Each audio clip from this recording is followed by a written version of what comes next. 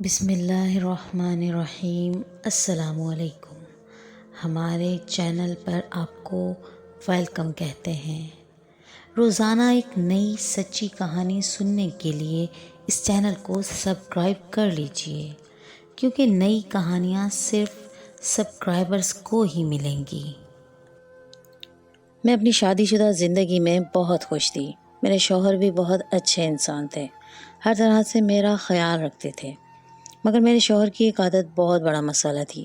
وہ اکثر چھوٹی موٹی بات پر شک کرتے تھے، جو کہ کسی بھی عورت کے لیے شرمندگی کی بات ہوتی ہے کہ اس کا شوہر اس کے کردار پر شک کرے۔ ابراہیم کے معاملے میں بھی کچھ ایسا ہی تھا۔ ایک دن جب رات کے وقت حسب معمول میں اور ابراہیم آپس میں گپ شپ میں مصروف تھے کہ میرے فون پر کسی کا میسج آ گیا۔ ابراہیم نے مجھے گھور کر یوں دیکھا جیسے انہیں مجھ پر شک ہو۔ شرارتاً میں نے بھی اپنا فون اپنے پاس رکھ لیا تو وہ کہنے لگے اپنا فون مجھے دو، میں بھی دیکھوں کس کا میسج ہے۔ تو میں نے کہا کہ نہیں دکھاؤں گی، آپ بھی نہ خواہ مخواہ ہی مجھ پر شک کرتے ہیں، پر اب تو آپ کو یقین کرنا ہی پڑے گا ورنہ مجھے چھوڑ دیں۔ میری اس بات کو انہوں نے سنجیدگی سے لے لیا اور بولے اگر تم نے مجھے ابھی فون نہ دیا تو میں واقعی تمہیں طلاق دے دوں گا۔ یہ سن کر مجھے بھی غصہ آ گیا۔ جو شخص مجھے اتنی سی بات پر چھوڑ سکتا ہے اس کا کوئی بھروسہ نہیں۔ میں نے بھی کہہ دیا کہ دے دیں طلاق، اچھا ہو جائے گا، آج ختم ہو جائے گا سب۔ مجھے بھی شوق نہیں ایسے شکی مرد کے ساتھ اپنی زندگی برباد کرنے کا۔ بس میرا یہ کہنا تھا کہ ابراہیم کو جانے کیا سوجی کہ انہوں نے اسی وقت مجھے طلاق دے دی اور غصے میں بکتے جھکتے کمرے سے نکلے اور پھر گھر سے ہی نکلتے چلے گئے۔ میں تو سوچتی رہ گئی کہ یہودیوں کس قدر بے اعتبار شخص ہے۔ فون پر دیکھا تو کمپنی کا میسج تھا، تب پچھتانے لگی کہ کاش ان کو دکھا دیا ہوتا۔ بہرحال میرے دل میں پہلے بھی کوئی چور نہ تھا، اب بھی ایسی کوئی بات نہیں تھی جس کی وجہ سے میں نے اپنا فون چھپایا ہو۔ تھوڑی دیر کے بعد جب مجھے یہ ادراک ہوا کہ واقعی ہماری راہیں جدا ہو چکی ہیں تو میری آنکھوں سے آنسو بہنے لگے۔ ہماری 3 سال کی رفاقت تھی اور ان 3 سالوں کو ہم نے بڑی محبت سے بتایا تھا، مگر آج اس طرح اتنی معمولی سی بات پر وہ بے وفا شخص مجھے چھوڑ کر ہی چلا گیا۔ رات کافی ہو چکی تھی، میری ہمت نہ پڑی کہ اس وقت والدین کے گھر جاؤں، وہ بھی اس طرح غمگین حالت میں مجھے دیکھ کر یقیناً وہ پریشان ہو جاتے۔ میں نے اپنا سامان اٹھایا اور دوسرے کمرے میں چلے گئی۔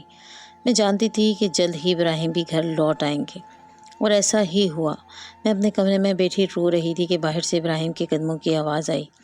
یقیناً اب وہ پچھتا رہے ہوں گے، میں نے دل میں سوچا، مگر وہ تو میرے کمرے کی طرف بھی نہ آئے بلکہ آرام سے اپنے کمرے میں جا کر سو گئے۔ بلب بند ہونے کی آواز آئی تو جیسے کسی نے میرے دل پر پتھر گرا دیا ہو۔ وہ سو گئے تھے، یقیناً انہوں نے صبح سویرے اٹھنا تھا۔ میں بھی بوجھل قدموں کے ساتھ اپنے بیڈ پر آ کر لیٹ گئی۔ سوچ رہی تھی کہ صبح امی ابو کے گھر چلی جاؤں گی۔ آنکھوں سے نیند کافی دور تھی۔ میرے ذہن میں ہمارے گھر کی یادیں چل رہی تھی، کیسے ابراہیم نے اپنی دیوانگی کی بنا پر مجھے اپنایا تھا۔ وہ مجھے بے پناہ چاہتے تھے، انہوں نے مجھے ایک نظر ہی دیکھا اور مجھ پر فدا ہو گئے تھے۔ پھر اپنے والدین کو ہمارے گھر میرے رشتے کے لیے بھیجا، مگر میرے والدین کے انکار پر ابراہیم نے خودکشی کرنے کی کوشش کی۔ تب ان کے اور میرے ماں باپ نے بھی اس معاملے کو سنجیدگی سے لیا اور ابراہیم کے ماں باپ کی درخواست پر میرا رشتہ ابراہیم کے ساتھ کر دیا گیا۔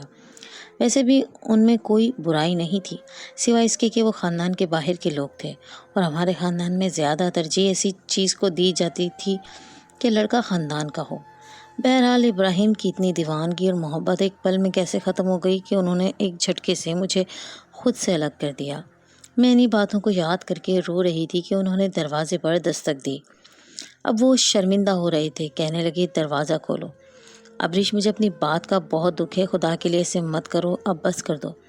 اس لڑائی کی ابراہیم آپ سمجھ نہیں رہے، یہ معمول کی لڑائی نہیں ہے، بلکہ ہماری طلاق ہو چکی ہے، میں اب آپ پر حرام ہوں۔ آپ نے سوچا بھی کیسے کہ میں اب آپ کے سامنے آ جاؤں گی؟ میں نے روتے ہوئے کہا تو ان کی آواز بھی بھر آئی تھی۔ کافی دیر تک میری منتیں کرتے رہے، دروازہ بجاتے رہے، مگر اب وہ میرے لیے غیر محرم ہو چکے تھے۔ میں نہیں چاہتی تھی کہ میں ایک مرد کی وجہ سے اللہ کی نظر میں گناہ گار ہو جاؤں۔ میں نے دروازہ نہ کھولا، تھک ہار کر وہ بھی بیٹھ گئے۔ گھر میں مکمل خاموشی چھا گئی تھی۔ یہ سوچ کر کہ وہ آفس چلے گئے ہوں گے، میں نے دروازہ کھولا اور کچن میں چلی آئی تاکہ اب کچھ کھا پی کے اپنے گھر میں جا سکوں۔ اتنے میں ابراہیم بھی آ گئے۔ ان کا انداز والہانہ تھا۔ وہ تو اب بھی مجھے اپنی بیوی سمجھ رہے تھے، مگر مجھے اپنی حدود کا علم تھا۔ میں نے انہیں سختی سے منع کر دیا اور اپنے کمرے میں آ کر اپنا سامان وغیرہ اٹھایا اور جانے لگی تو ایک بار پھر انہوں نے میری منت کی۔ بولے، ہماری طلاق کا کسی کو علم نہیں ہے، ایسی غلطیاں تو مردوں سے ہو ہی جاتی ہیں، تم یہیں رہ جاؤ، میں تمہیں کچھ نہ کہوں گا، ہم اس مسئلے کا کوئی نہ کوئی حل ڈھونڈ لیں گے۔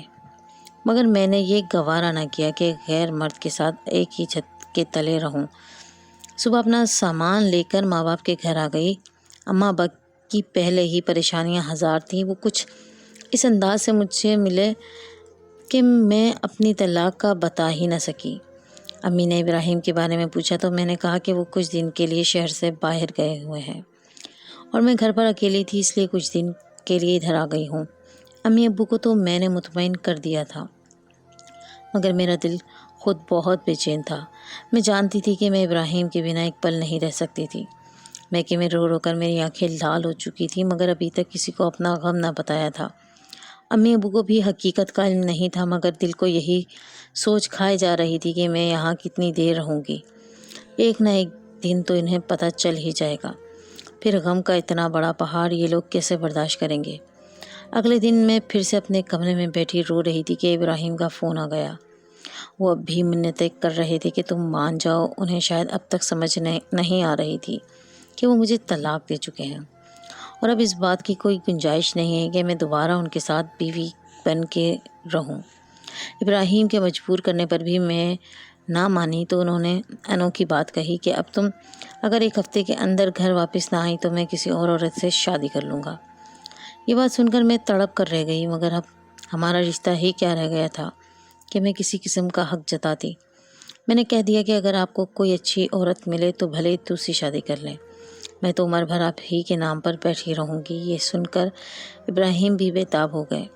ان کو میری محبت کا بھی علم ہو گیا تھا کہ میں انہیں کتنا چاہتی ہوں۔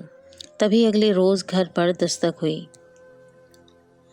اماں نے دروازہ کھولا تو سامنے ابراہیم کھڑے تھے۔ اماں حیران ہو کر پوچھنے لگیں کہ بیٹا تم تو شہر سے باہر گئے ہوئے تھے، تو وہ نادم ہو کر بولے کہ میں واپس آ گیا ہوں اور اب رشک کو لینے آیا ہوں۔ اماں ابا کے سامنے میں نے پہلے بھی اس بات کا اظہار نہیں کیا تھا کہ ہم دونوں کے بیچ کیا ہو چکا ہے، تب بھی میں نے ان کا بھرم رکھا۔ اماں کہنے لگیں کہ بیٹیاں اپنے گھر میں ہی اچھی لگتی ہیں، تم اپنے شوہر کے ساتھ چلی جاؤ۔ ابراہیم بھی کسی گہری سوچ میں ڈوبے ہوئے تھے۔ میں نے سوچ لیا کہ ابھی گھر سے نکل جاؤں گی، ابراہیم کے ساتھ گھر سے تو نکلوں گی، پھر بعد میں کسی دارالامان میں پناہ لے لوں گی۔ تبھی ان کے ساتھ گاڑی میں آ کر بیٹھ گئی۔ ابراہیم بڑے نادم تھے، کہنے لگے میں نے اس سب کا حل سوچ لیا ہے، ابریش ہم دوبارہ میاں بیوی کے بندھن میں بندھ سکتے ہیں اگر تم تھوڑا سا تعاون کرو۔ تو کیسا تعاون؟ ابراہیم میں نے حیرت سے دیکھا تو بولے تم تو جانتی ہو جب میاں بیوی کی طلاق ہو جاتی ہے تو پھر ان کے لیے ایک ہی راستہ رہ جاتا ہے۔ مجھے میرے دوست نے بتایا ہے کہ اگر تمہاری بیوی کسی اور سے کچھ دن کے لیے نکاح کر لے تو پھر دوسرے شخص سے طلاق لینے کے بعد ہم دوبارہ ایک ہو سکتے ہیں۔ ابراہیم کی بات سن کر میں کانپ کر رہ گئی۔ وہ بولی آپ نے سوچ بھی کیسے لیا کہ میں کسی اور سے نکاح کروں اور پھر اس کے ساتھ چند دن رہ بھی لوں؟ میں کوئی کھلونا تو نہیں ہوں، آپ نے یہ بات سوچی بھی کیسے؟ میں اتنی ان کی سنگ دلی دیکھ کر رو پڑی تو وہ کہنے لگے سمجھنے کی کوشش کرو ابریش، تم سے زیادہ مشکل بات یہ میرے لیے ہے۔ ایک مرد یہ کیسے گوارا کر سکتا ہے کہ اس کی بیوی کسی اور کے ساتھ رہے؟ لیکن یہ قدرت کا قانون ہے۔ اس نے مرد کے غصے کی سزا بھی یہی تجویز کی ہے کہ وہ اپنی عزت غیرت پر یہ بات گوارا کرے۔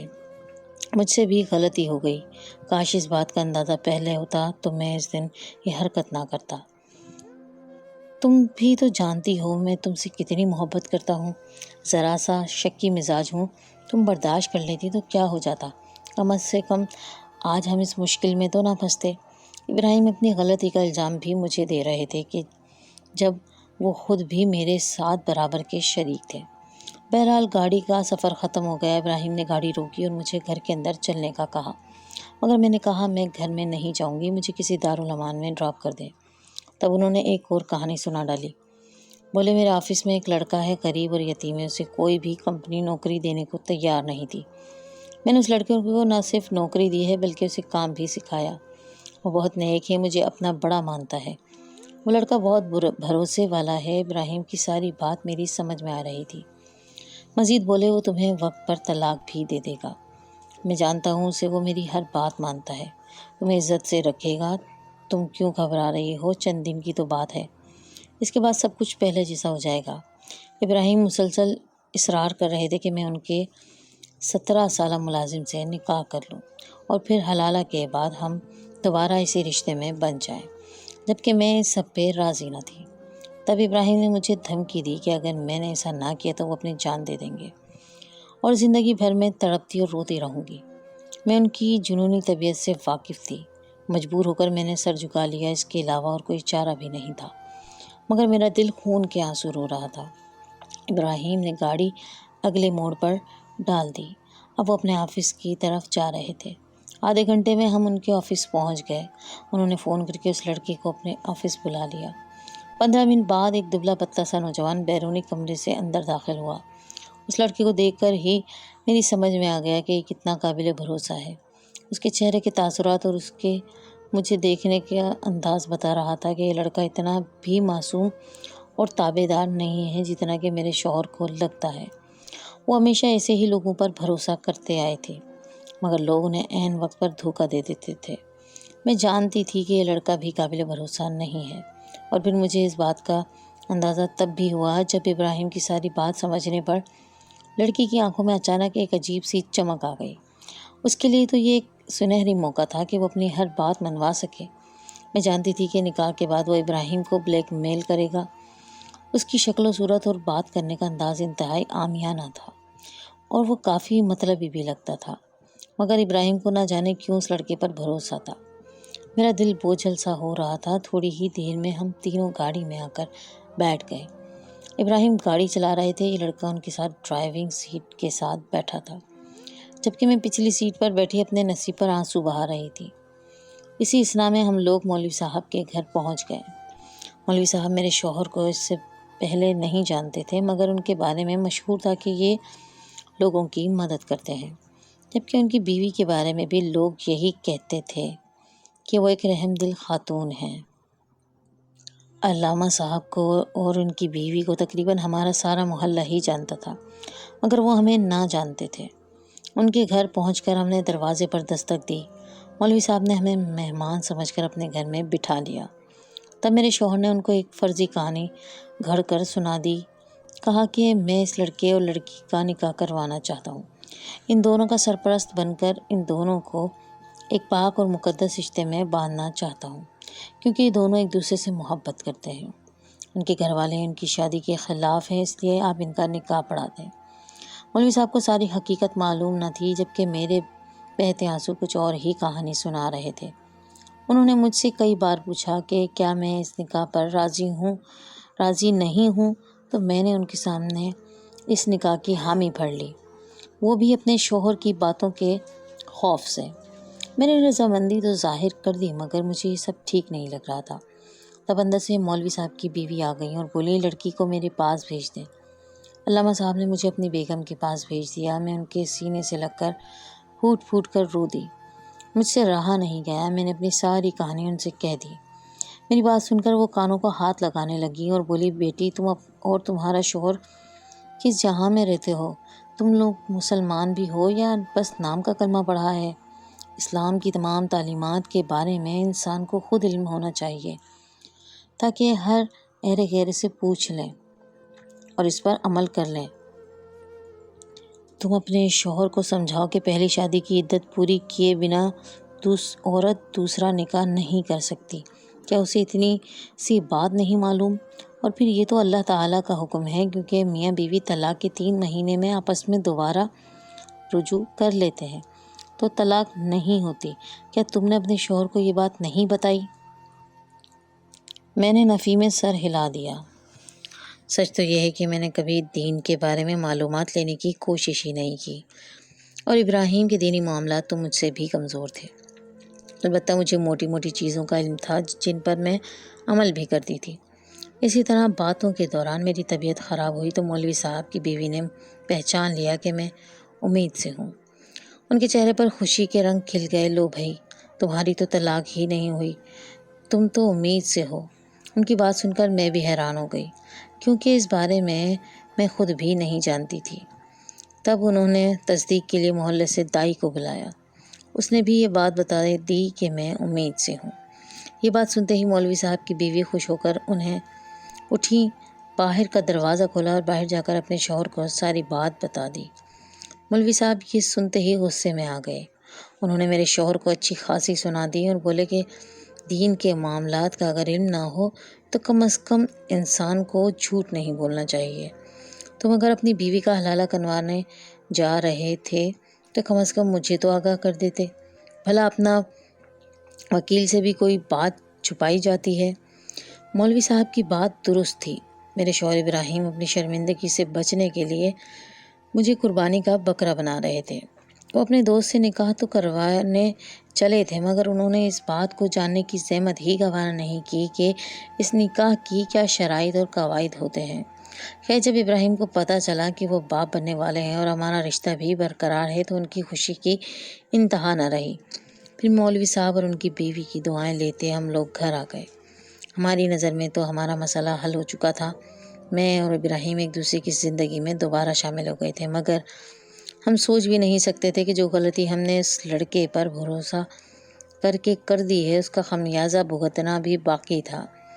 وہ لڑکا جو شکل سے شریف اور معصوم نظر آ رہا تھا، اس نے ہمارے گھر جانے کے بعد اس بات کو اپنی بے عزتی اور توہین خیال کرتے ہوئے پورے آفس میں یہ بات پھیلا دی کہ ابراہیم اور ابریش کے مابین طلاق ہو چکی ہے، اور یہ بھی کہ ہم لوگ اسے حلالہ کے لیے آمادہ کر رہے تھے۔ بچے کی خوشی میں ابراہیم مجھے میکے لے کر گئے تھے تو وہاں جا کر ہمیں 1-2 دن لگ گئے۔ 2 دن بعد جب ابراہیم اپنے آفس گئے تو وہاں سب لوگوں کی زبان پر ایک ہی بات تھی کہ ابراہیم نے اپنی بیوی ابریش کو طلاق دے دی ہے۔ تب ابراہیم کو بڑی حیرت ہوئی کہ یہ بات سب کو کیسے معلوم۔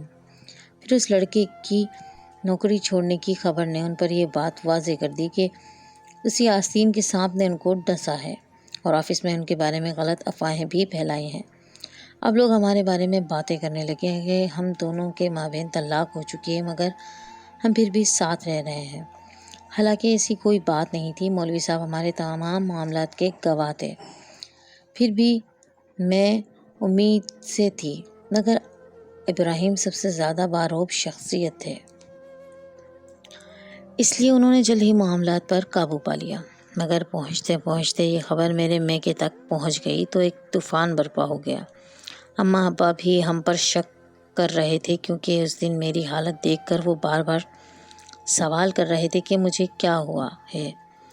تب میں نے انہیں بتایا نہ تھا۔ اب میں نے امی ابو کو اعتماد میں لے کر ساری بات بتا دی اور کہا کہ ہمارے مابین جو معاملات ہوئے تھے وہ خوش اسلوبی سے طے پا گئے ہیں۔ اگر ایسی کوئی بات ہوتی تو یقیناً مفتی صاحب کوئی فتویٰ ضرور دیتے اور ہمیں اس پر عمل کرنے کا بھی کہتے، مگر خدا کا شکر ہے کہ اللہ نے اس سزا سے بچا لیا جو ہر طلاق دینے والے مرد کے لیے رکھی گئی ہے۔ اس بات کو گزرے اب 5 سال ہو گئے ہیں۔ ہم ایک بیٹے اور ایک بیٹی کے والدین بن چکے ہیں، مگر اب بھی ابراہیم اپنی غلطی پہ نادم ہوتے ہیں اور کہتے ہیں اگر تم مجھ سے دور چلی جاتی تو میں اپنی زندگی میں دوبارہ شاید کبھی جی نہ پاتا۔ خدا کا جتنا شکر ادا کروں کم ہے کہ میں تمہاری محبت کا حقدار اب بھی ہوں۔